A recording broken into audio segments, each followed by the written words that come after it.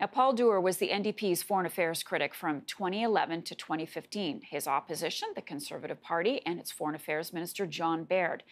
Mr. Baird joins me now from Toronto to talk about the loss of Paul Dewar and his legacy.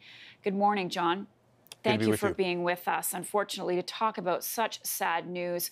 What are your thoughts today about Paul Dewar? He was, in a time when Ottawa can be very partisan and be very over the top. Not only was he my critic when I was foreign minister, our ridings were side by side. He was just an incredibly decent, thoughtful, competent guy. He wasn't prone to hyperbole.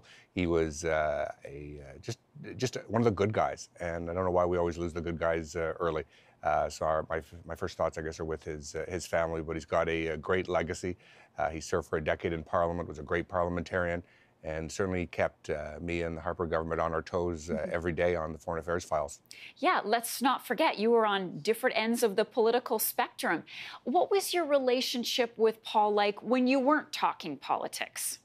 Paul was exactly like he was when the cameras were off as when they were on.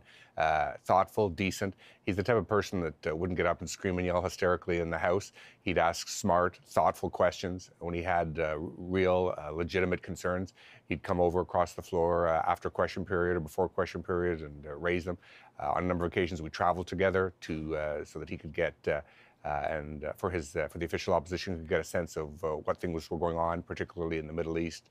We visited Iraq and the Kurdish Peshmerga in northern Iraq, went to the front lines with ISIS, and he was committed to doing his job in a thoughtful, intelligent way.